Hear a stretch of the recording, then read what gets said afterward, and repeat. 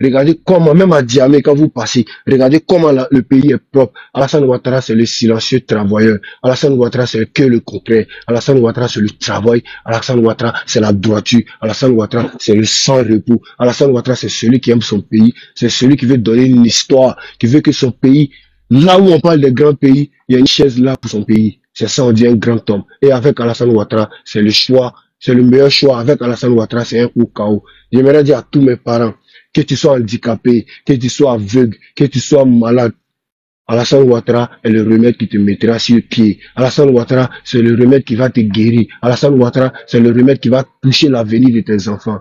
Merci à tout le monde. Et grand frère Denguele, j'aimerais te poser quelques questions. Il va interagir avec toi avant de chuter. Comment Alassane Ouattara est arrivé en Côte d'Ivoire?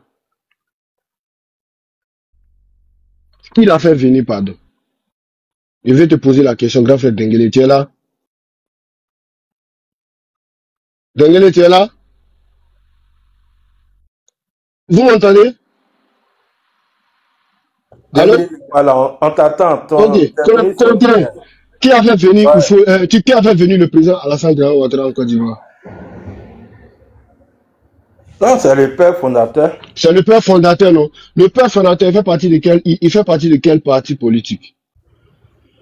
PDCI. Et quand le président Houphouët-Boigny est mort, qui a traité le président Alassane Ouattara d'étranger? C'est père à son âme. C'est les Bédié et puis les Gbagbo là. Ok. Bédié là, il fait partie de quel parti politique?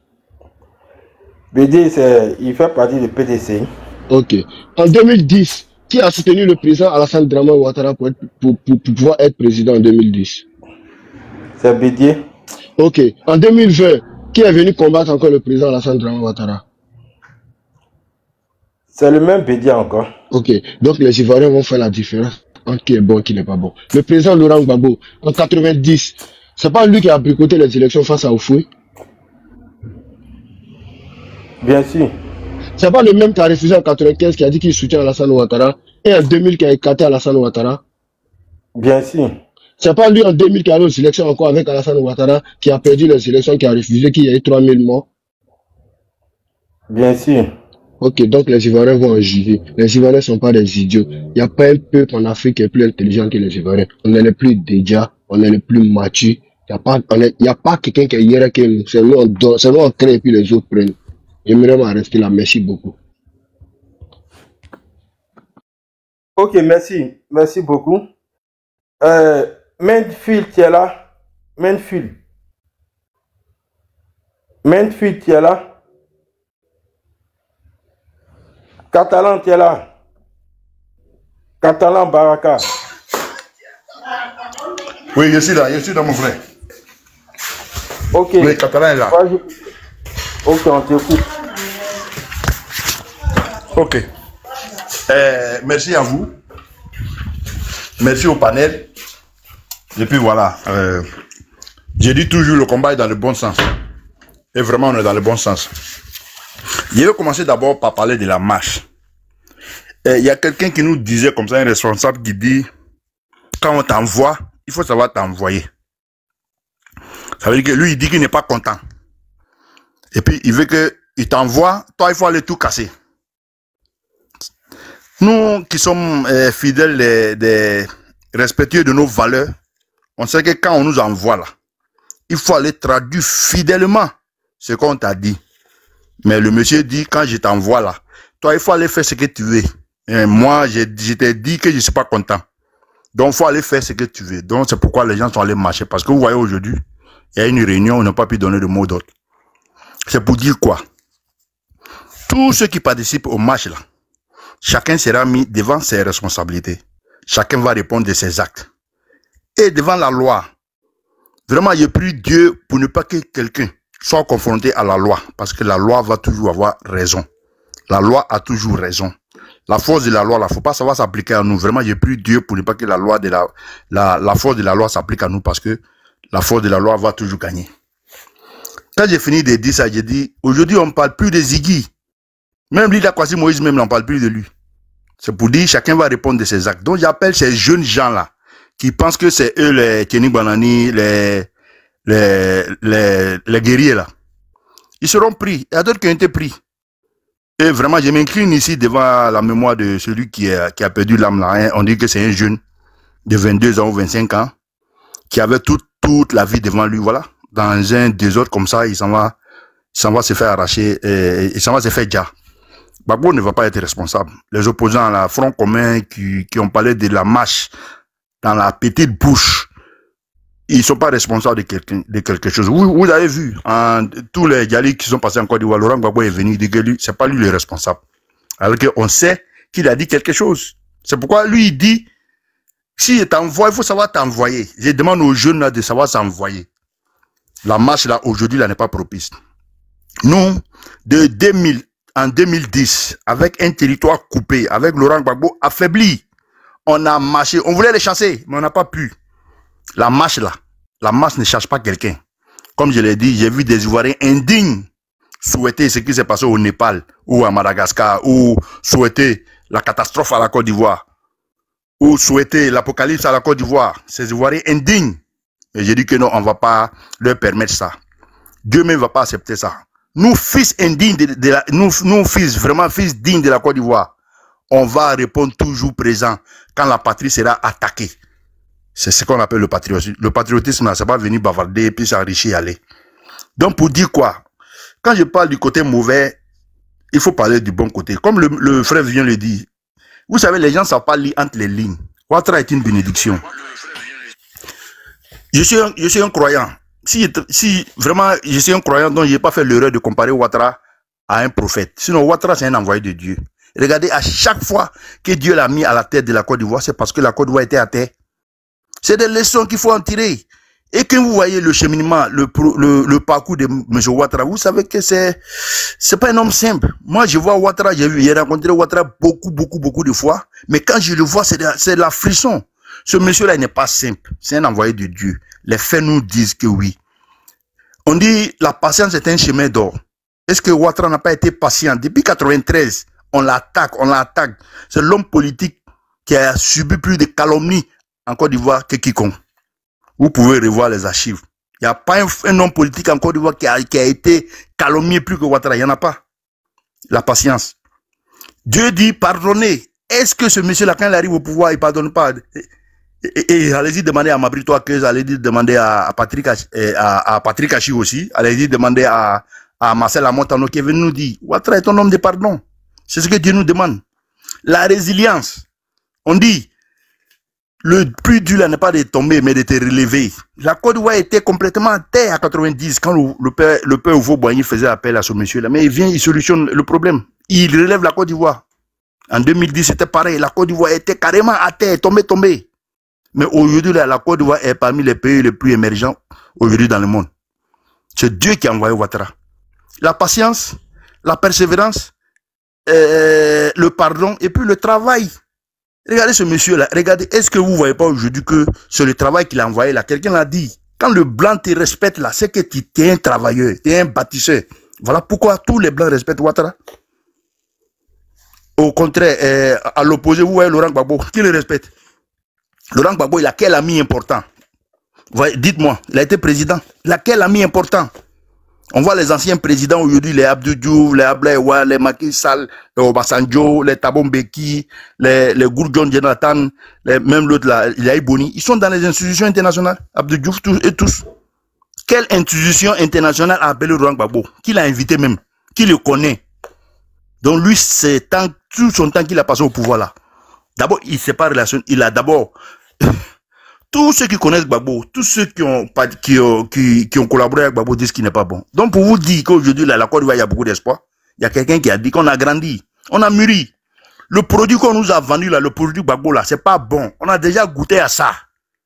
On a goûté, on a vu que c'est pas bon. C'est pas aujourd'hui quand le produit est pourri là, ils vont venir encore nous vendre le même produit. On n'achète plus ce produit là. Ça, c'est vraiment, ce produit là, on l'a déjà goûté. C'est pas bon. Vraiment, il faut leur dire ça. Ça va. Il y a la maman qui a dit, ça va jusqu'à où vous allez vous arrêter. Vous pensez à quoi? Il y a quoi dans vos têtes? Laurent Gbagbo au pouvoir, il a apporté quoi? C'est le seul président étant au pouvoir qui a fait plus de marches que même l'opposition. Donc les marches là, ça est dans les sangs. Alassane Ouattara est venu nous dire, il y a de l'espoir. Et aujourd'hui, il a de l'espoir. Il y a Dengue qui l'a dit, et le président l'a dit. Aujourd'hui, la Côte d'Ivoire, en fait, tous les partis aujourd'hui là sont en train de battre campagne. Le 25 octobre, là, sera la fête. Hier, les éléphants ont gagné. On a fêté aussi. Mais quel fils de Côte d'Ivoire n'est pas fier de ça? Mais il faut qu'on trouve des peintures noires pour entacher notre brillante couleur blanche. On n'a pas dit que tout est beau, mais on a fait du chemin. Il faut reconnaître que le chemin est en train d'être fait. La Côte d'Ivoire aujourd'hui s'est relevée. Tout ce qu'on a besoin là, c'est ce que Ouattara nous donne. Une atmosphère propice pour nos activités. Aujourd'hui là, tout le monde court. Allez-y demander aux transporteurs, allez-y demander aux commerçants, aux élèves, aux étudiants. Les gens vont dire, non, on nous a dit qu'on ne mange pas le goudron. Si on est tous d'accord que la route précède le développement, mais quelqu'un va dire qu'on ne mange pas le goudron. Est-ce qu'on peut dire qu'on ne mange pas pont? Si c'est sur ça qu'on passe pour aller faire nos activités, un pays peut se développer sans infrastructure routière. Les gens vont s'asseoir où? Ils vont marcher où? Ils vont courir où? Aujourd'hui, tu es capable de prendre ta voiture d'Abidjan à San Pedro, aller-retour. Tu viens dormir la nuit à Abidjan. Est-ce que c'est pas bon? On a croisé des transporteurs. Dans Nibile à Benkou, c'est 56 km. Avant, c'était 6 heures du temps pour les transporter. Est-ce que c'est pas une pète? Aujourd'hui, là, en moins d'une heure, ils ont déjà fait ça. Babo lui-même disait, la route coûte cher. Le plus gros problème de la Côte d'Ivoire, c'est la route. Mais quelqu'un est venu faire ça. Encore on dit, on mange pas. Il y a d'autres mecs qui ont eu le courage d'aller prendre des pioches pour enlever. Mais quelqu'un qui est venu solutionner le problème de votre mentor, vous devez le saluer. Au moins. Saluez-le au moins. Vraiment, j'ai dit que la mère a dit, il y a quoi dans vos têtes là? Maintenant, s'il pense que par cette marche-là, il peut chasser Ouattara, ou bien il peut déborder, il peut arriver à déborder les forces de l'autre, on est là. On les regarde. Quelqu'un l'a dit aussi, si on dit on n'a qu'à s'affronter dans les rues là, on va aller se réconcilier chez qui? Les autorités que vous ne respectez pas là, on va leur dire quoi? Vous avez dit que vous ne les reconnaissez pas. Nous, on va descendre derrière vous dans les rues, on va vous chicoter, vous allez vous plaindre où? Donc, il faut penser un peu. Vraiment, j'appelle ces jeunes-là d'arrêter. La Côte d'Ivoire a besoin de ces bras valides, de toutes ces filles-là, de tous ces filles-là, tous ces bras-là. Ils doivent mettre la main à la pâte pour participer au développement de la Côte d'Ivoire. Sinon, nous, là, on est là, on va les empêcher. On va les empêcher de détruire la patrie. On leur a dit, on est prêt.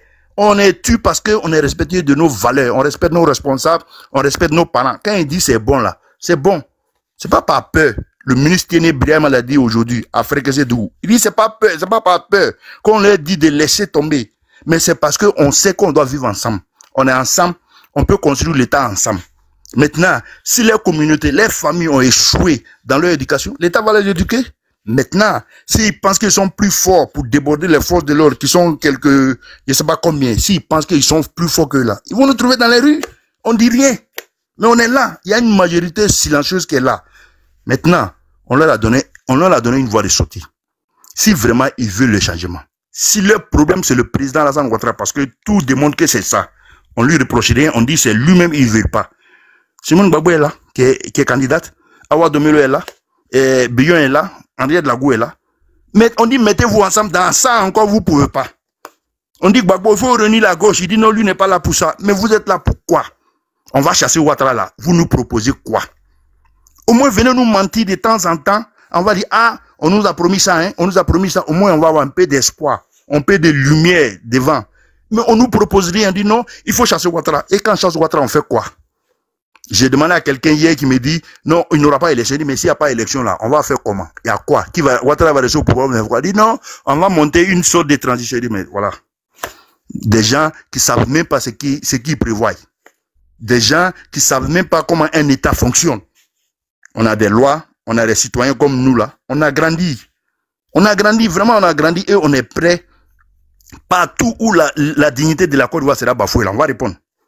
Mais aujourd'hui, là, jusqu'à présent, la Côte d'Ivoire est encore debout. La Côte d'Ivoire est fière. Nous, on paye des moutons. On le dit toujours. Les indicateurs, tous les indicateurs internationaux là, disent que ça va. Le pays est sur la bonne voie. Ouattara même le reconnaît que c'est pas le paradis. On n'a pas dit que tout va bien. On n'a pas dit qu'il n'y a plus de pauvres. On dit, on est sur le chemin. Et on est sur le chemin. On devait être aujourd'hui en train de parler des programmes de gouvernement, de ce qui est bon, comme Ouattara l'a fait. Ouattara ne rentre pas dans les détails. Il dit, il y a autoroute de Yamoussoukro à Daloa.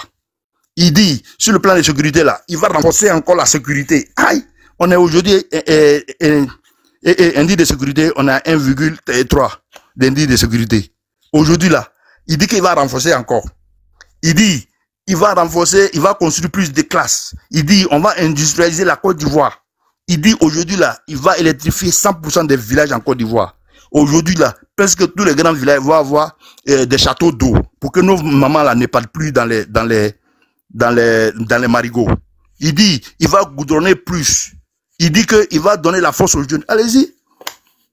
Allez-y voir à Daloa aujourd'hui, demandez aux femmes, est-ce qu'elles ne sont pas contentes après le passage de Ouattara avec Dominique Ouattara. La première dame, Simone Gbagbo était là. Dites-moi un seul collège que ces gens-là ont construit. Je vous mets tous aussi au défi. Pas au défi, mais je vous informe. Allez-y taper sur Google les 38 milliardaires du FPI. Allez-y voir. Vous allez voir, tous ceux-là ont été milliardaires. Il n'y a pas un qui a construit une seule classe d'école dans son village. On n'a pas dit qu'il faut construire pour la Côte d'Ivoire. On dit qu'il faut faire pour ton village, tes parents, tes enfants. Ils n'ont pas fait. Il n'y a pas un seul qui a pu construire un seul hôpital pour son village. J'ai dit son village, il n'a pas dit qu'il faut faire pour la Côte d'Ivoire. Il n'y a pas un seul, mais ils ont tous été milliardaires. Ils ont pris notre argent. Ils ont distribué comme ça, comme Laurent Gbagbo le disait. On donne 2 milliards ici, à Chirac. On va financer des pays qui n'étaient pas en guerre. On va donner des milliards ici. Et puis, pendant que le peuple ivoirien est tué, parce qu'eux pensaient que le pouvoir là, c'est un club d'amis. Un club d'amis où il faut venir s'asseoir, on protège le palais présidentiel, on protège la résidence présidentielle avec des militaires partisans, et puis on pense que la Côte d'Ivoire est gérée. C'est pourquoi ils n'ont pas su assurer la sécurité des Ivoiriens. Toutes les frontières aujourd'hui, à leur temps, étaient poreuses. Moi, je suis passé par les Ghana, mais c'était un des autres. C'est par là-bas, ils ont fui. Donc vraiment, aujourd'hui, là, on a de l'espoir. Mais comme on le dit, de temps en temps, on va aller faire des piqûres de rappel. Voilà pourquoi on revient en arrière. Sinon, on n'a plus le temps. On n'a plus le temps. La Côte d'Ivoire avance. Tout ce qu'on voulait là, c'était une atmosphère propice pour nos activités. On a la force. Aujourd'hui, on a la tête. Et on a toujours eu même la tête. C'est parce que on a pensé que c'était eux les intellectuels. On allait laisser la gestion du pouvoir. Ils ont failli. Et on a décidé maintenant de prendre nos destins en main. Vous voyez comment la Côte d'Ivoire marche? Vous voyez comment la Côte d'Ivoire ça va? Il y a beaucoup de choses à faire ensemble, chers frères. Vraiment, je vous remercie ici pour ne pas trop monopoliser la parole. On est sur le bon chemin. Avec Ouattara, il y a pas, comment on dit ça?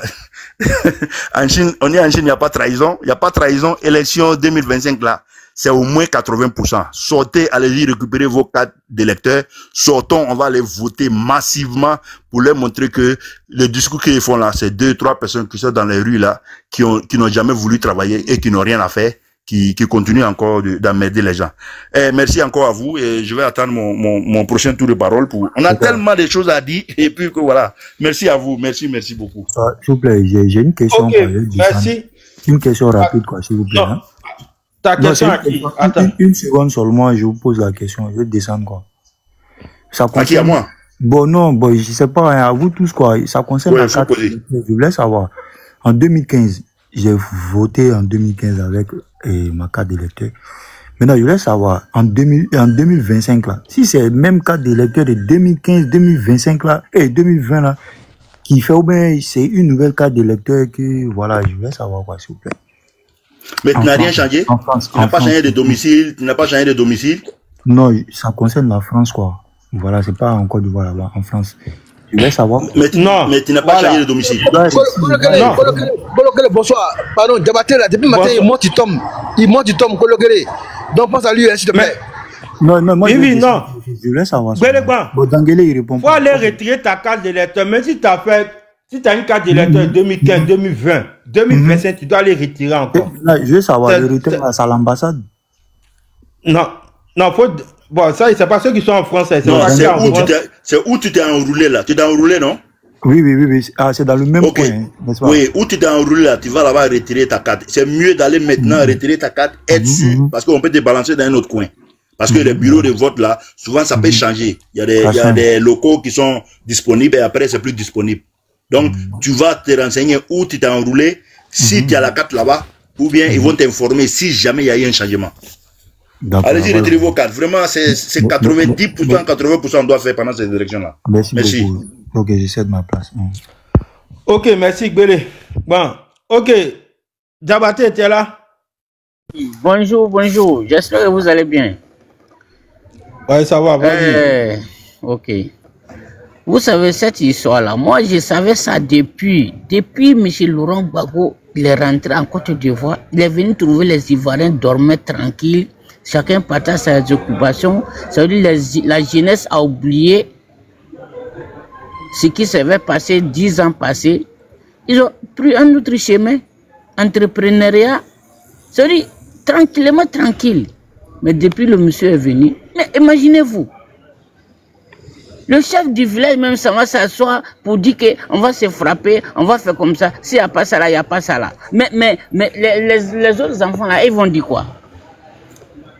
Depuis, c'est ce que moi je ne voulais pas que, depuis le monsieur il est revenu, ils ont créé PPAC là, et puis pour lui présenter, pour lui mettre en tant que porte-parole, parce qu'il n'y a pas son nom si c'est des PPAC.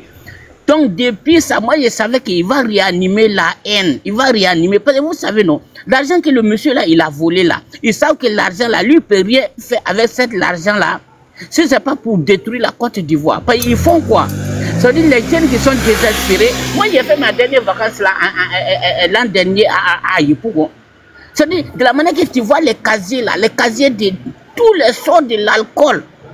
Tous les sorts de l'alcool, tu vas les trouver, tu peux trouver. Ça veut dire tout le monde ici même qui devrait vendre les autres choses à checker des quoi là, et tous sont dedans. Ça veut dire ils sont avec les gobelets comme ça. À chaque fois, si ça là c'est fini, ils viennent, ils nous servent encore combien? 100 francs, 200 francs. Donc c'est pour vous dire franchement dit, si le gouvernement, il peut mettre fin automatiquement à cette histoire-là. Ni ici ils attrapent n'importe manifestant. Tu sors, qui t'a dit de sortir? Mais tu sors, tu es de quel parti? Tu soutiens quel parti? Qui t'a dit de sortir? Directement, il ne faut pas que les garder à Abidjan, il faut que les envoyer à Korogo. Actuellement, là, là-bas dans l'anacade, là, c'est presque prêt. Moi, mais j'ai besoin de 200 personnes pour nettoyer mon champ. Il faut que les envoyer. On a besoin des braves jeunes, ceux qui ne veulent pas travailler pour les mamans, pour les papas. Ils vont les travailler. Notre vieux disait, on va les ramasser pour les envoyer là-bas. Ils vont les travailler, on va les nourrir, ils vont les travailler. Là, on va les dresser net. Travail de 90 jours. Si ça finit seulement, j'ai dit à mon frère de Koro, il faut les faire rentrer dans le poro, dans le bois sacré. Si la personne fait 2 mois dans ça là, avec le kodio, la nuit il dort sans rien, les moustiques vont le tapasser jusqu'au petit matin. S'il fait 3 mois dans ça là, s'il vient là, même s'il voit photo de Gbagbo là, il va le déchirer. Donc c'est pour vous dire franchement dire, il faut que l'État, ils n'ont qu'à faire, ils n'ont qu'à nous libérer quoi. Parce que ça fait mal tellement au cœur, ça fait mal tellement au cœur. Si nous on quitte ici, on se retrouve en Côte d'Ivoire, tellement qu'on a la joie. Moi, Diabaté Foussène, le petit-fils de Nyon Frezana, moi j'ai plus de 9 neveux de nos jours d'aujourd'hui qui travaillent dans la fonction. Et si moi je quitte ici avec 1 million, est-ce que ces neveux-là, il peut aller me demander, ah tonton, mon enfant est malade, donne-moi 15 000. Mais il travaille déjà. À la remplace de me demander de l'argent, il peut dire, ah tonton, tu viens quel jour à la maison? Madame va préparer photo pour toi. Et c'est moi qui dit que l'État n'a pas fait, il n'a pas pris d'autres dans mes charges. Il a pris une grande partie même. Mais c'est les PPAC là qui ne veut rien comprendre. Quelqu'un qui a gouverné 10 ans, il n'a pas pu te donner quelque chose. Le jour qu'il va voyager, c'est là qu'il va te dire que lui va te redonner quelque chose. Tu vas croire ça? C'est que si je vais me muter par là, mais franchement, ça fait mal au cœur. De la manière que nous on voit que. Et ils cherchent à aller se rallier à les pays de l'AS. L'AS, de la manière qu'ils vivent là-bas, ils veulent que les Ivoiriens lambda revivent à ce même sort-là. Imaginez-vous, clairement que ça fait mal au cœur. Que ce sont des Ivoiriens, que ce sont des Ivoiriens. Mais c'est que si il n'y a pas de problème, moi je vais me muter par là. Vraiment, je salue tous les panélistes. Franchement, merci. Ok, merci. Merci beaucoup, Diabaté, merci. Ok, on va écouter Nassoudin. Nassoudin. Ouais, bonjour les grands frères. Ouais, bonjour. Bonjour grand frère. On vous écoute. Et la maman, ok. Bon, ça là, moi il n'y a pas grand chose à dire. Moi ce que je peux dire, c'est qu'il faut qu'on se concentre sur nos partisans pour qu'ils aillent retirer les cartes d'électeurs, voilà, pour garder ça auprès de, attendre le 25. Parce que c'est là, c'est là comme ça qu'elle est là. Voilà, ils sont nés comme ça, ils ont commencé comme ça, ils vont finir comme ça aussi. Ça, on ne pourra jamais les changer. On va tout dire, mais on ne pourra jamais les changer. C'est leur nature même qui est là, quoi. Parce que, à chaque fois, moi, je suis les panels, surtout panel débat et Ivoire débat là. Je suis le grand frère d'Anguélé à chaque fois. S'ils devaient comprendre là, si ceux-là devaient comprendre, s'ils voulaient comprendre aussi là, depuis ils avaient compris quoi. Avec tout ce qu'on leur raconte, avec tout ce qu'on leur explique ici là, sur les panels, sur les, dans les meetings, hein, dans les débats trucs là, débats DNC 360 et tout là, tout ça là, on essaie de les expliquer pour qu'ils comprennent. Mais il n'y a pas plus, comment on appelle ça là même? Il n'y a pas plus souple que celui qui ne veut pas entendre. Donc moi, ce que j'aimerais dire, c'est que je veux que vous focalisez dessus là. C'est d'inviter les gens. Voilà, d'inviter les gens à aller récupérer les cartes de lecteurs. On va s'asseoir, on attend le 25. On a déjà retiré pour nous par la grâce de Dieu. On va s'asseoir, on va attendre le 25 et puis on va aller faire le 1 coup KO, c'est tout. Voilà, parce que tous ces débats là, tout ça là c'est pour le 25. Maintenant, ce qu'on attrape là, moi mon idée, comme ils ont faim là, ils n'ont pas dit ils ont faim, tout ce qu'on attrape là, le gouvernement n'a qu'à chercher un coin, ils ont déjà pris, on a eu la nouvelle qu'ils ont déjà pris plus de 237 personnes. C'est déjà suffisant. Ils n'ont pas dit ils ont faim. Le gouvernement n'a qu'à chercher un coin bien propre. Il va envoyer les matériels. Ils n'ont qu'à les envoyer là-bas. Ils vont aller cultiver là-bas. Ils vont aller. Ils disent qu'ils ont faim, non? Voilà, ils vont aller travailler là-bas. Comme ça, ce qu'ils vont récolter là, ça va les nourrir. Voilà, parce que ceux-là, moi je ne sais pas quoi. Qu'est-ce qu'on n'a pas dit? La maman, c'est-à-dire surtout les mamans qui sont ici là. Maman Anne Kassé avec la mère qui est là. Qu'est-ce qu'on leur a pas dit? Qu'est-ce qu'on leur a pas expliqué? On leur dit tout, mais toujours c'est la même chose. Toujours c'est la même chose. Donc, quelqu'un qui ne veut pas comprendre là, tu ne vas jamais le faire comprendre. Parce que lui refuse même en fait de comprendre.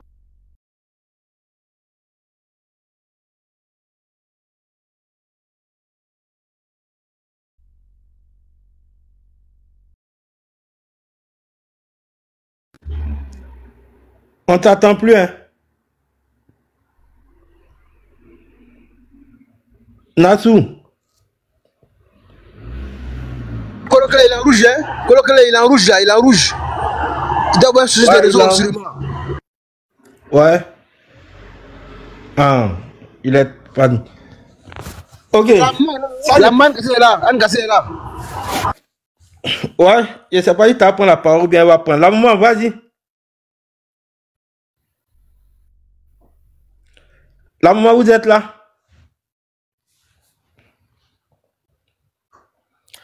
Ok, on dirait la maman occupée. Bon, moi, je vais dire quelque chose. Vas-y, Colocale, après toi. Vas-y, après toi. Nous, bon, ok, moi, ce que je vais dire, on demande à tous les militants et militantes d'aller retirer les cartes de lecteurs. Comme moi, je l'ai dit toujours depuis un certain moment, j'ai dit, le problème ici, ce n'est pas de gagner les élections, mais c'est le taux de participation et le taux de la victoire. C'est ce qui importe le président aujourd'hui. Voilà, il faut qu'on fasse au moins 80 à 90%, et c'est ça qui va faire plaisir au président. Donc ici, nous demandons à tout le monde massivement d'aller retirer les cartes d'électeurs. C'est juste pour un jour, bien 2 jours seulement. Tu vois, tu retires et puis tu es tranquille. Ne négligez pas, n'attendez pas, ne dites pas, tant, on dit c'est juste quand le 20, donc il y a tout le temps. Non, le temps ne nous appartient pas. À partir du moment où toi tu penses vouloir aller par là, ça va te remettre que c'est là même que tu n'as même pas véritablement le temps. Donc, pourquoi ne pas faire ce que tu peux faire dessus que d'attendre plus tard.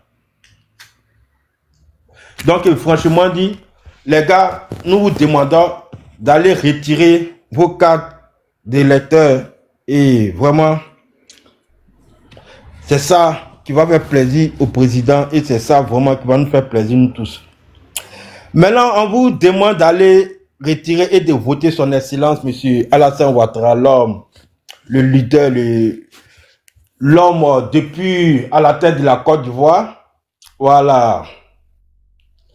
Et dans ces 15 ans, il est le seul président qui a travaillé en Afrique. Et ce président, on a les individus qui disent que on n'est qu'à le changer.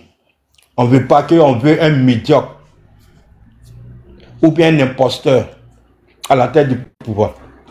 Comment tu peux t'asseoir, de savoir imaginer et de comprendre, de savoir que ce président, le travail qu'il a fait, il n'y a aucun président en Afrique en 15 ans qui a pu bâtir ce que lui il a fait, qui a pu développer son pays où il a mis aujourd'hui, qui a donné une croissance extraordinaire là où nous sommes aujourd'hui. L'économie est stable là où nous sommes aujourd'hui. Vous voyez?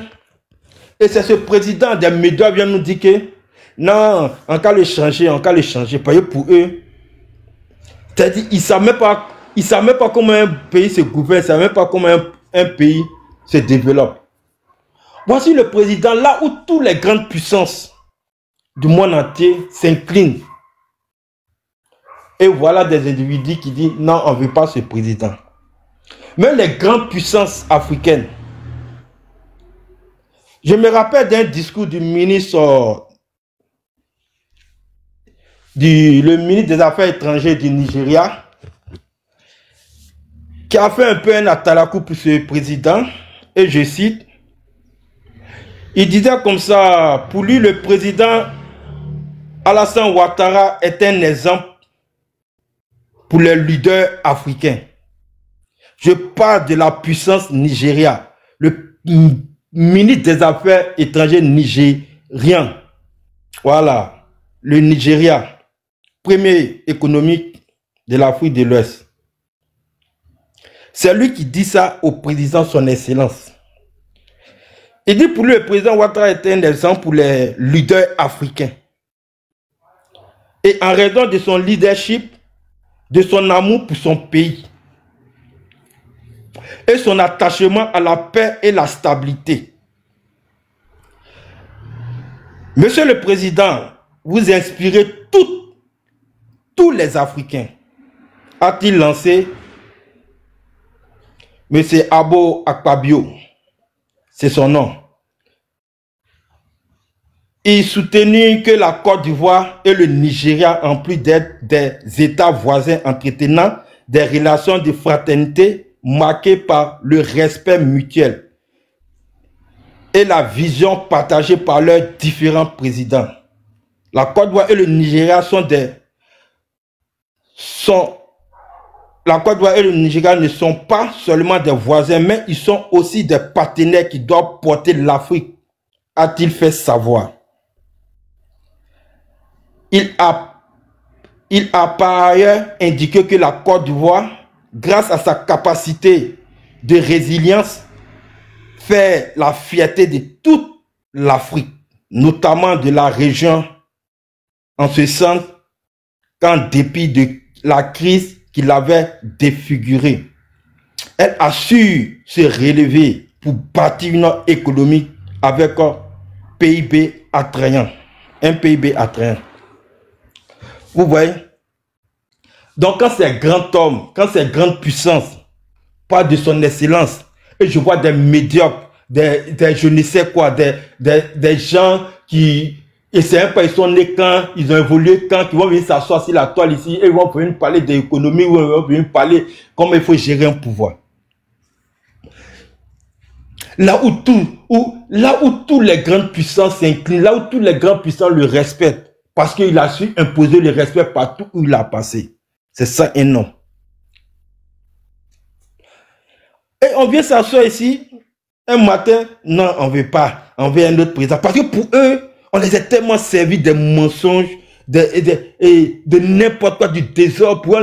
On les a tellement donné la médiocrité depuis tant de BT, passer à Gbagbo. Donc pour eux, voilà, tous les présidents sont même chose. Donc il est venu, il doit aller ceci, cela. C'est malheureux. Donc voilà, l'homme à qui, non, on vous demande d'aller le voter. On ne dit pas d'aller le voter parce qu'il est beau ou bien parce qu'il s'appelle son excellence Alassane. Non, on dit d'aller le voter parce que c'est lui, il est bien pour toi. Il incarne tout. C'est le seul leader, c'est le seul président aujourd'hui qui peut t'enlever dans ce que tu es aujourd'hui. Il est le seul, il n'y en a pas. On n'a pas d'opposant en Côte d'Ivoire. On n'a pas d'opposant en Côte d'Ivoire. Donc de grâce, on vous demande d'aller prendre vos cartes d'électeurs et on va aller voter, on va faire 80%.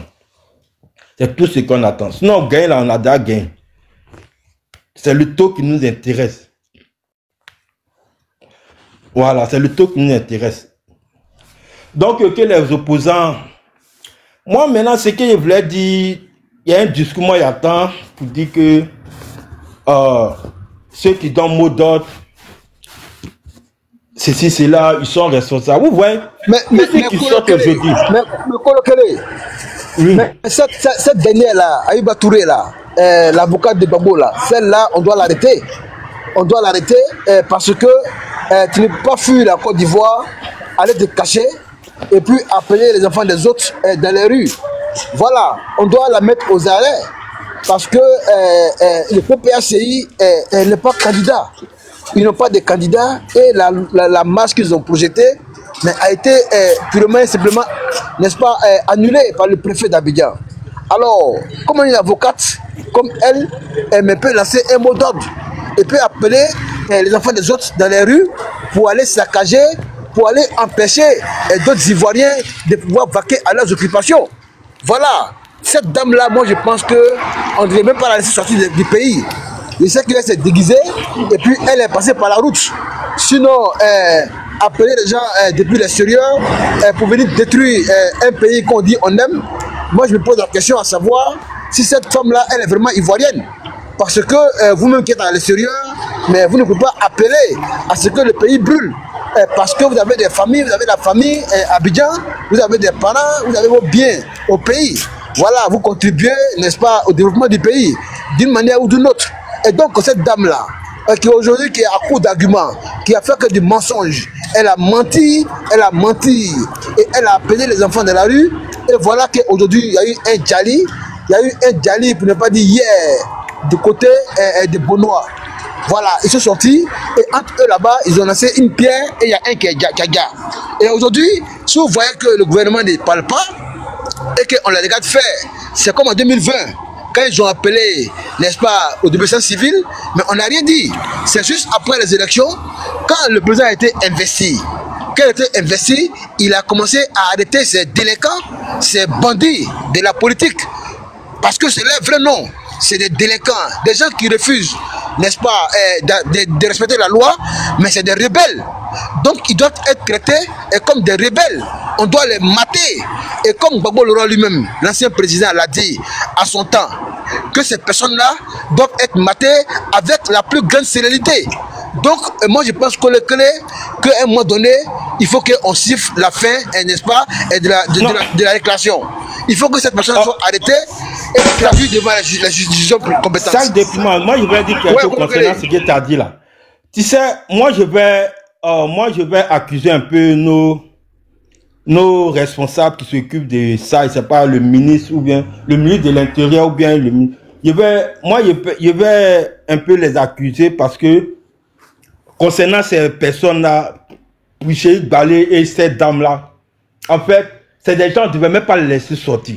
Les gars devaient anticiper sur la laisse sortie. Non, il ne faut pas accuser nos autorités parce que c'est des gens qui ont fui par la route. Non. Puisque ils sont déjà sortis. Ils ont fui par la route dans les petits villages. Tu sais que dans nos frontières là, on a des frontières poreuses.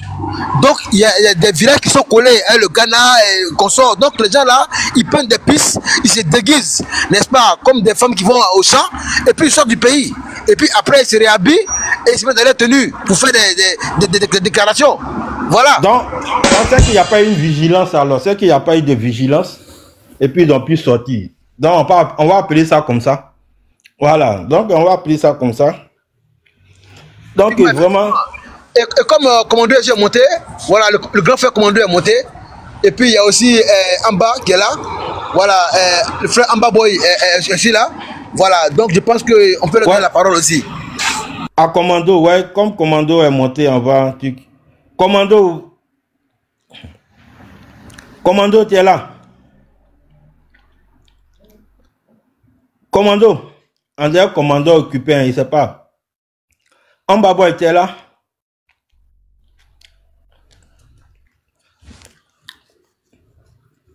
On va voir. Bon, en dehors, ils sont occupés. Donc, on n'est pas prêt. Il n'est pas encore prêt. Donc, colloquez-les. Voilà. Donc, comme je dis, voilà, ces personnes-là sont déguisées pour sortir du pays. Mais, aujourd'hui, nous sommes en campagne. Et tout à l'heure, je me suis mis en grand. Voilà, j'ai montré la campagne qui bat son teint. Voilà, donc les Ivoiriens, elles sont en campagne. Et que ces personnes-là, je pense que c'est des actes isolés dans quelques villages. Des villages où les cadres ont payé du coup de coup pour donner aux jeunes gens. Ils ont payé du bandit, n'est-ce pas, pour donner aux jeunes gens, pour aller saccager, pour aller barrer les routes. Voilà, et donc la Côte d'Ivoire, c'est plus de 8000 villages.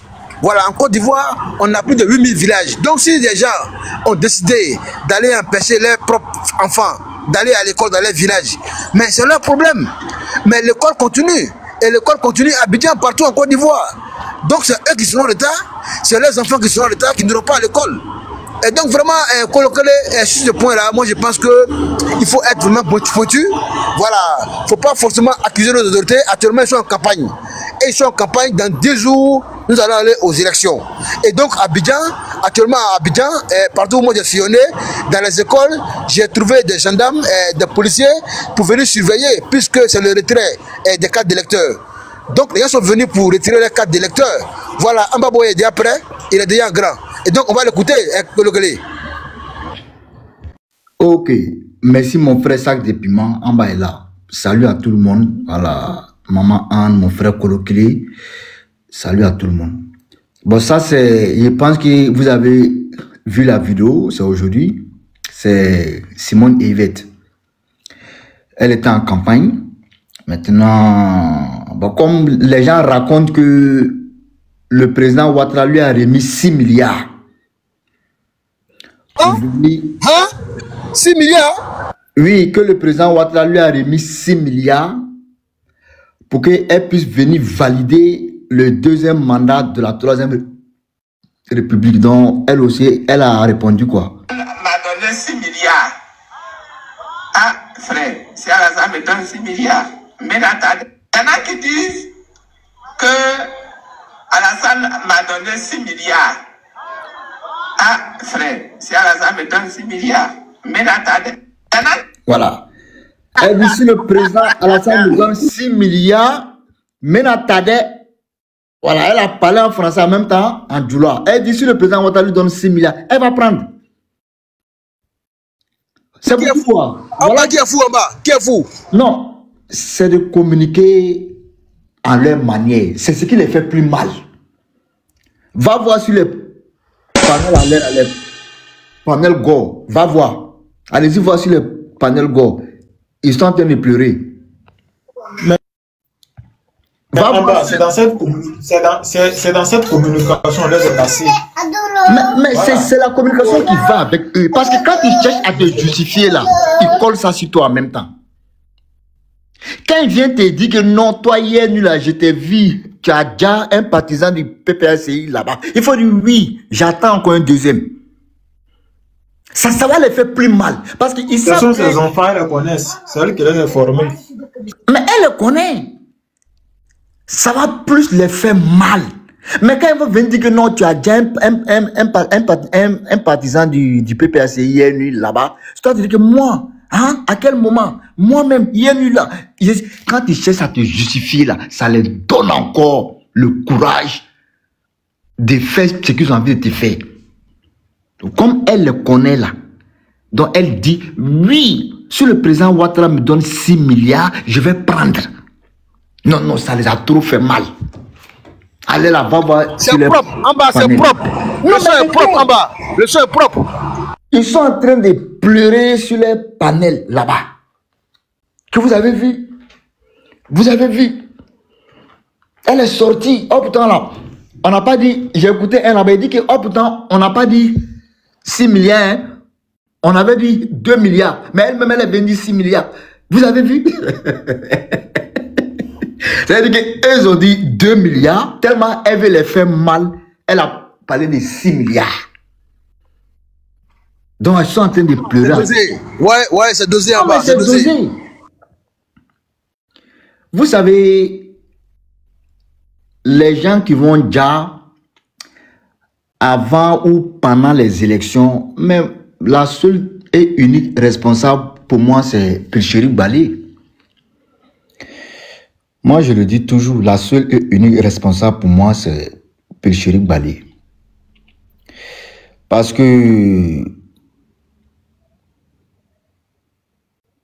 il y a toujours des personnes inconscientes, il y a toujours des individus qui ne comprennent pas comment est-ce que un pays fonctionne. Vous voyez, Gbagbo, les gens n'ont pas pitié de lui, parce que Gbagbo, quand moi je le regarde aujourd'hui, et comme je l'ai toujours dit, c'est un lion identique. Gbagbo sait qu'il peut faire tout son... Genre, bon, on appelle ça comment en français. Bon, il peut faire tout son gris-gris. Voilà, son gris-gris. Il peut faire tout son gris-gris, ses petits tapages à gauche, à droite, les paroles. Mais il ne peut pas donner du mot d'ordre. Il connaît.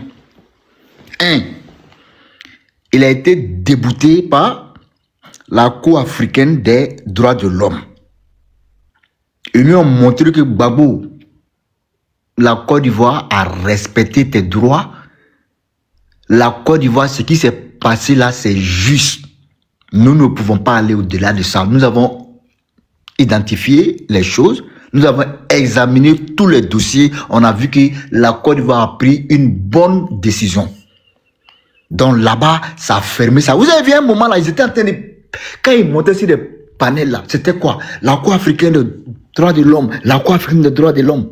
Est-ce que vous les voyez encore parler de ça? Parce que les gens là, ils cherchaient un organe international pour s'adosser à lui d'abord, avant de lancer le mot d'ordre. Parce que là, au moins, s'il y avait un organe international sur lequel il pouvait s'adosser, que ce soit l'ONU, que ce soit la Cour africaine des droits de l'homme.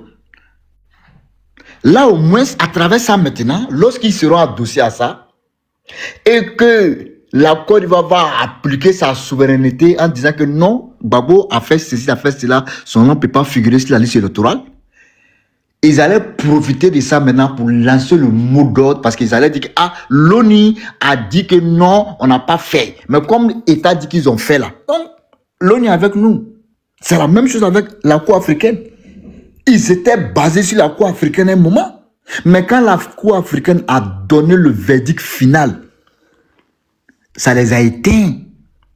C'est ce qui a fait que même l'autre là, même, ils ne sont plus encore pour parler trop. Steve Biko, lui qui passait sur NCI là, depuis la sortie de la Cour africaine là, les Steve Biko là, ils ont fermé leur bouche parce qu'ils ont dit qu'il... En bas, il est où maintenant? En bas, il est où maintenant même? Elle ne voit plus, hein?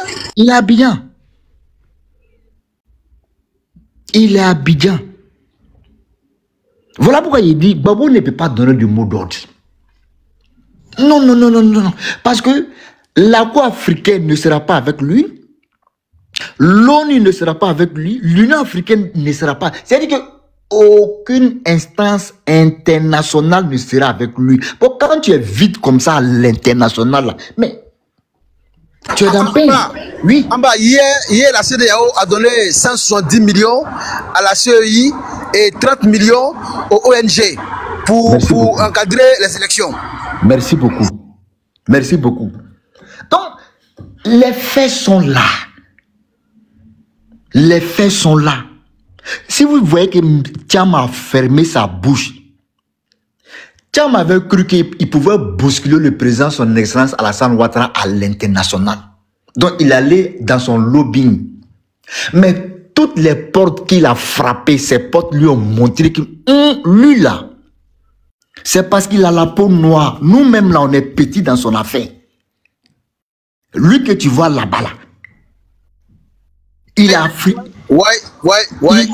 Mais j'ai mis ici un gars qui se dit Thiam au défi. J'ai dit, mais est-ce que tu sais que Thiam était allé voir l'ancien président français pour qu'il puisse peser de tout son poids en prenant Sarkozy comme un truc, on appelle ça comme truc de peser de tout son poids pour qu'il puisse avoir un dîner avec le président Ouattara. Mais Ouattara a incliné l'offre. Pardon? Mon fils? Bien, intermédiaire. Il a fait du lobbying, mais ça s'est avéré être infructueux. Il a fait du lobbying. Merci beaucoup, mon fils. J'aime bien Thiam. Je dis, si tu dis que j'ai mal là, j'ai fait sortir l'article Jeune Afrique avec cette info. Mais il a fermé sa bouche parce qu'il sait que c'est vrai. Le président Ouattara il a décliné l'offre. Mais pourquoi Thiam a fait ça? Parce que Thiam, c'est lorsqu'il allait taper dans toutes les portes, il a vu que le monsieur qui est là, c'est un baobab. Donc il faut que moi, Thiam, je baisse la garde. J'ai essayé, je n'ai pas pu. Voilà pourquoi moi, je dis toujours, quelqu'un qui a essayé par tous les moyens pour dire qu'il va essayer de se battre avec moi en baboy.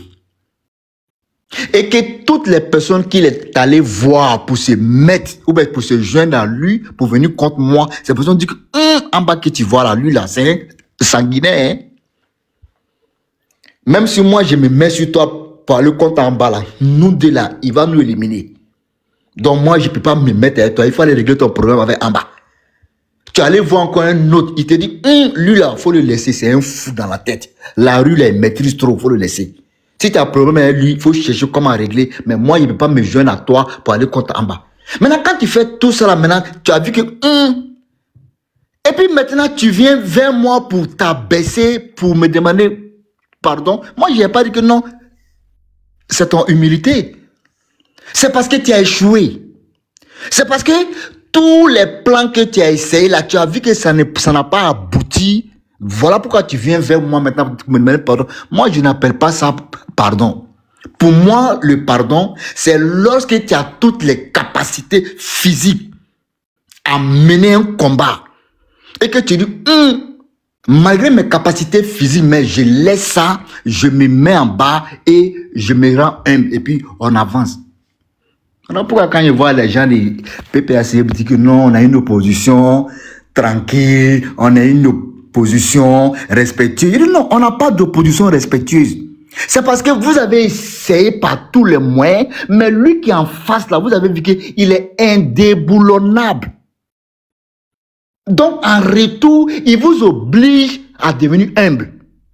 Mais quelqu'un qui t'oblige à devenir humble, mais ça ne vient pas de toi. Ça ne vient pas de toi. Donc je vais chuter comme le grand Morphée c'est là. Je vais chuter en une minute pour dire que les pro-babo, si les gens maîtrisaient les pro-babo comme moi en baboy, je vous jure, vous ne pouvez même pas faire discours avec un pro-babo si un panel et puis vous allez vous énerver. C'est des gens, quand ils étaient dans l'opposition, c'était le même comportement. Quand ils sont venus encore au pouvoir, ils se sont comportés encore comme étant dans l'opposition. Aujourd'hui encore, c'est le même comportement. C'est-à-dire que c'est des gens qui n'apprennent pas de leurs erreurs. Or, un être humain normal, il faut toujours apprendre de ton erreur. Parce que lorsque tu apprends de tes erreurs, tu peux avancer mieux. Tout le monde a vu la gestion du Babo. Il s'est comporté comme étant dans l'opposition. C'est Babo qui sortait, aller faire des meetings. Et il va dire, la route, là-bas, ici, là, il n'y a pas de route. Mais ça, c'est les critiques qui sont faites par des gens qui sont dans l'opposition. Mais lui se comportait comme étant... C'est-à-dire que la gestion de la chose publique, il n'avait pas la maîtrise. Et jusqu'à aujourd'hui, il n'a pas cette maîtrise. Il n'a pas la maîtrise. Voilà pourquoi il se comportait pendant 10 ans comme un opposant. Avec lui, Il n'y avait pas des choses où on s'assoit, on discute. Il n'y avait pas ça. Asseyons, nous discutons là. Il n'a pas connu ça. La preuve. En 2000, quand il a pris le pouvoir, il a été averti dès les premières heures. Moi, je le dis toujours. Écoutez-moi bien. En 2017, si son excellent le président Alassane Ouattara n'avait pas prêté l'oreille attentive, peut-être qu'aujourd'hui la Côte d'Ivoire était divisée en deux. Ça aussi, c'est la vision d'un grand dirigeant. Se mettre en bas pour le bien du peuple et régler tous les problèmes. Le président Ouattara, avec toutes les relations internationales qu'il a, il pouvait rester dans son coin pour dire que non, je ne peux pas discuter avec des petits caporaux, des petits sergents. Oui, parce que ceux qui ont fait la crise en 2017, mais c'était des caporaux, des sergents. C'était des caporaux, des sergents. Il pouvait dire que non. Il pouvait rester dans sa position confortable et dire que non, je ne vous reçois pas ce que vous voulez faire. Comme ce que Gbagbo a fait avec les autres. Mais il ne l'a pas fait. Il s'est rabaissé en bas. Paix à son âme, Ahmed Bakayoko, qui était le ministre d'alors. Il dit il va les croiser. Le président Ouattara dit non. C'est moi-même qui suis le président de la République, qui suis le chef suprême de l'armée, je vais les croiser. Mais vous pensez qu'un soldat, quand un président se met à ce niveau, déjà même quand ils vont voir le président, déjà même là, ça va les réconforter.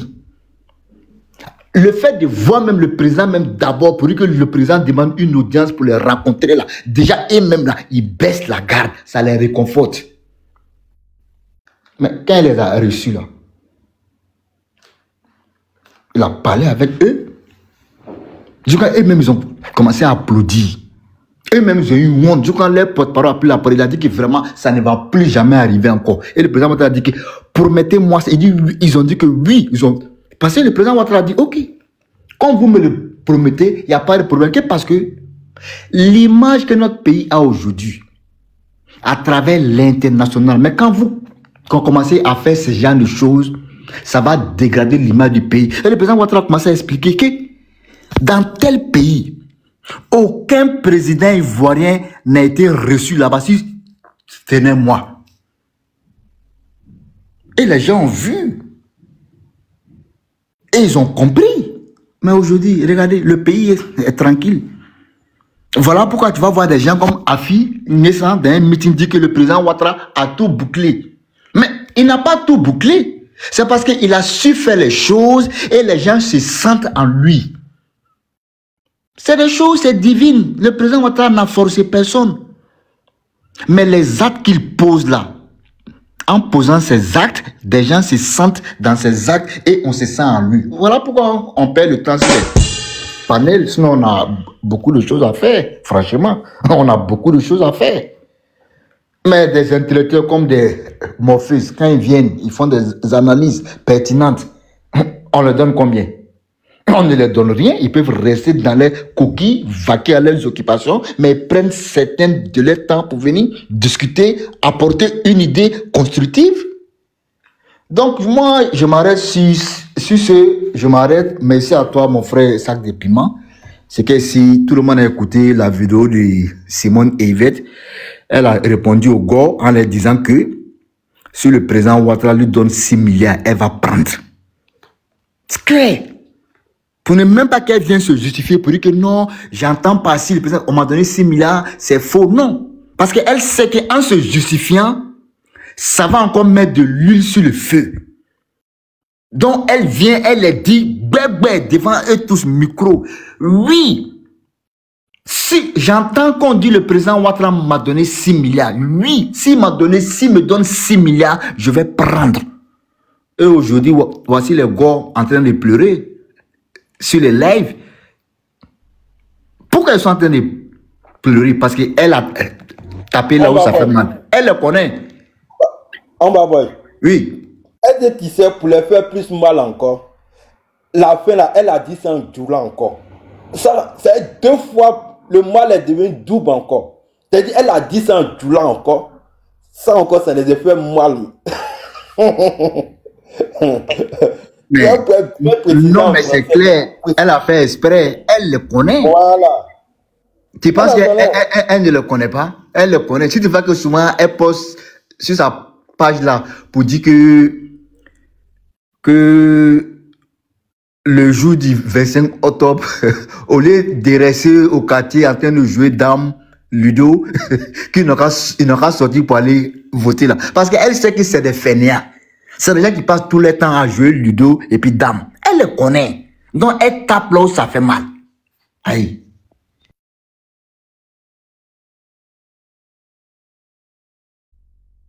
Ok, elle est commando, elle a commando. Oui, allô? Ouais, salut. Oui, salut, comment tu vas? Ça va très bien chez toi.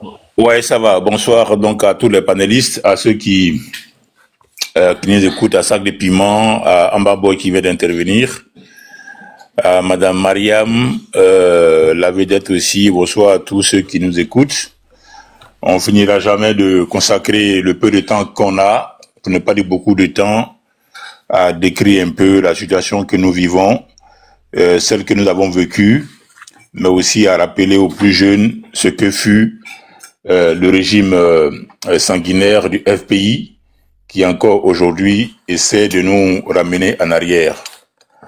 Bon, quand effectivement on les entend parler, on les écoute par-ci par-là, notamment Habiba Touré qui a pondu encore un communiqué où elle appelle à l'insurrection. C'est-à-dire que Habiba Touré aujourd'hui, au nom du PPACI, pour Gbagbo, et donc au nom de la refondation hier, veut nous faire revivre Bro-Grébé Geneviève. Elle veut nous faire revivre Odette Lorignon. Elle veut nous faire revivre la Fessie. Elle veut nous faire rappeler encore les jeunes patriotes. Elle veut nous faire revivre les certains pasteurs qui appelaient carrément à la mort du président lors de leur prêche. Habiba Touré, au nom de PPACI, veut nous faire revivre le SECOS.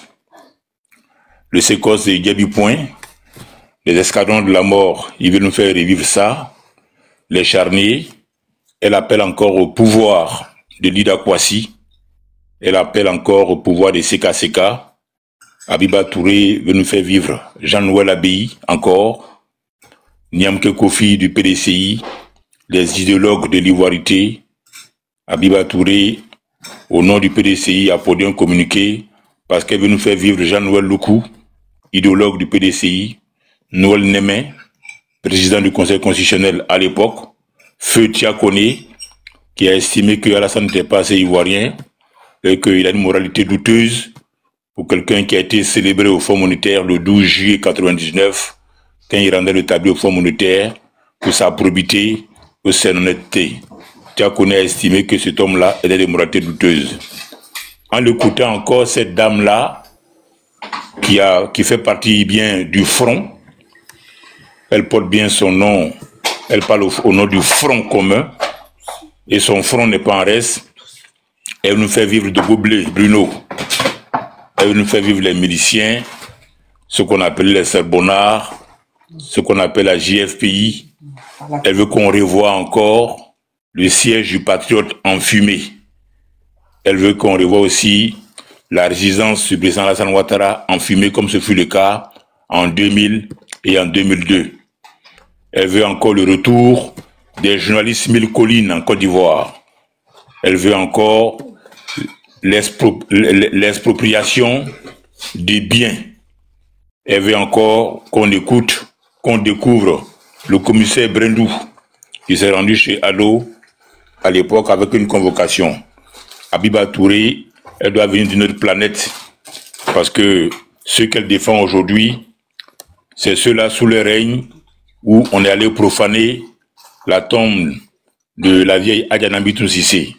C'est sous le règne qu'on a ôté la vie à Bogadoudou Émile. C'est sous le règne qu'on a refroidi Benoît Dakouri Tablé, tout simplement parce que son frère la veille disait qu'il était le numéro 2 du MPCI. Habiba Touré, avec son front commun, elle n'a pas connu cette période-là. Donc en disant aujourd'hui, en appelant les uns et les autres à la manifestation, justement, elle veut nous faire revivre cette période sombre de notre histoire, et nous ne sommes pas prêts de Odette Lorignon à la Fessi jusqu'à Jean-Noël Loukou, en passant par Seka Seka et Abbaye. Nous ne sommes plus prêts à supporter ces gens-là, à vivre encore leur époque. Cette époque-là a pris fin le 11 avril 2011. Il faut qu'Abiba Touré s'en tienne pour le dire. Cette fois-ci, nous sommes là dans un pays qui est dirigé par un homme d'État. Un homme d'État qui a plusieurs occasions à démontrer sa capacité de résilience, sa force intérieure, son inspiration divine à mener très loin ce bateau ivoire qui s'apprête justement à compter 2030 à certainement passer à une génération dont certainement vous ferez partie. La preuve de la marque d'un grand homme, elle se voit à travers les actes qu'il pose. Et nous nous souvenons ici du 11 avril 2011, lorsque le boucher des lagunes a été capturé dans son bunker. Il a demandé à vivre. L'homme d'État Alassane Ouattara lui a accordé la vie. En 2017, il y a eu ce qu'on appelle la mutinerie de Bouaké. Afin de pouvoir mater la mutinerie, Macky Sall, à l'époque au Sénégal, avait demandé au président Alassane de lui envoyer des soldats sénégalais. Alassane a dit non, qu'il va régler le problème autrement. La présidente du Libéria, Sirleaf Johnson, avait su proposer de lui envoyer des troupes au nord de la CEDEAO. Parce qu'à l'époque, elle était présente par rotation de la CEDEAO. Alassane également a répondu par la négative, parce qu'effectivement, il voulait gérer ce problème ivoirien en interne. D'autres personnes à sa place auraient effectivement fait appel ou auraient accepté l'offre de Macky Sall ou encore de la présidente du Libéria. Mais il a réussi à juguler cette crise-là. Et c'est à partir de cette crise de 2017 que, au niveau de l'établissement, au niveau de l'administration Ouattara, comme j'aime l'appeler,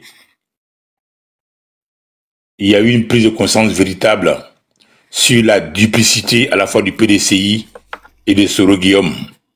Parce qu'à l'époque, à la défense, on avait M. Donvayi, Richard Donvayi, qui était un transfuge ou un militant même du PDCI. Et lorsque la crise a atteint un sommet un peu grave, a atteint un niveau inquiétant, on a compris que certains cadres à l'époque du PDCI et de surtout Soro Guillaume ne jouaient pas franc jeu. Et c'est comme ça que les grandes oreilles ont réussi à faire le lien entre les mutins et Soul to Soul, qui n'était que le chef de protocole de Soro Guillaume, qui est aujourd'hui réfugié au Burkina et qui jure d'occuper le fauteuil présidentiel coûte que coûte, vaille que vaille. Et c'est en 2017 que nous avons compris que le ministère de la Défense, même si on est dans le cadre de l'oufoutisme, il faut le donner à quelqu'un qui a la poigne, un fidèle parmi les fidèles. Et c'est ainsi que, paix à son âme, Ambak va récupérer le ministère de la Défense. Et c'est à partir de cette période-là aussi que les soubresauts dans les casernes, surtout aux frontières, vont prendre fin. 2017, c'est une année charnière, puisque pour le PDCI, notamment pour Bédié et ses affidés, pour Soro Guillaume, Alassane s'apprêterait à céder le pouvoir à l'un d'eux. Bédié a cru que c'était lui, son tour, enfin, son retour, et Soro a cru que c'était son tour. Sauf que, à partir de 2017, on a compris beaucoup de choses. Même les manifestations spontanées qui ont lieu à l'époque encore à Abidjan, je me souviens, il y avait Mamadou Touré et le maire d'Adjamé qui ont organisé quelques manifestations ici et là assez rapidement. Mais du côté du PDCI, cette solidarité ne s'est pas manifestée, ce qui a confirmé encore la duplicité du vieux parti au pouvoir déchu le 24 décembre 1919 à la suite d'une révolte des militaires de retour de mission de Centrafrique. Et pour dire quoi? Pour dire que nous venons de loin et heureusement aujourd'hui nous avons un homme d'État à la tête de notre pays. Alors le FPI, et il faut qu'on prenne note, au lendemain de ces élections 2025, il serait difficile encore de recréer un ministère de la réconciliation comme ça a été le cas en 2020 afin de permettre à toutes les brebis galeuses de la République de revenir pour fanfaronner pour certains et revenir pour attiser les flammes de la haine pour d'autres. On avait à l'époque ouvert ce ministère-là de la réconciliation dirigé par l'actuel ambassadeur de Côte d'Ivoire au Gabon avec domiciliation à Libreville, Kounankwa Bertin, pardon. Mais en 2025, ça ne sera pas le cas. Au lendemain des élections, les personnes qui, aujourd'hui, notamment Nadi Bamba, je pèse bien mes mots, Nadi Bamba, puis Chérik Baye et Abiba Touré, qui appellent à la chienlit, au désordre, doivent être interpellés, même si ce sont des femmes, parce que ce n'est pas de façon anodine que le PPACI aujourd'hui a confié sa communication destructrice, nocive et toxique à ces trois dames-là. Nadi Bamba, elle communique, mais de façon vicieuse. Puis Chérik Baye, elle a fait Muros quand elle était encore à Abidjan, et aujourd'hui Extramuros quand elle est sortie, elle continue de communiquer. Abiba Dambélé, au nom du front, au nom de son front, elle continue encore de communiquer. Donc demain, il ne faudra pas que les organisations des droits de l'homme viennent nous faire des leçons de morale en arguant qu'il y a des femmes qui sont entrées en Côte d'Ivoire et qui ont été arrêtées. Parce qu'il faut que cette fois-ci, chacun soit comptable des actes qu'il pose, chacun réponde de ce qu'il dit. Appeler à l'insurrection, à la chienlit, au chaos, à la déstabilisation est puni par le code pénal ivoirien. Donc ces personnes-là devront répondre de leurs actes, que ce soit celui des femmes. On sait très bien que derrière ces dames-là se cachent des hommes, des attachés de pagne, qui cette fois-ci font profil bas, mais ce sont ces personnes-là, ces hommes-là, qui continuent encore de téléguider, de donner des ordres. Ça, nous le savons. Alors, il faut rappeler que le FPI, dans sa nature, a toujours été un parti fasciste.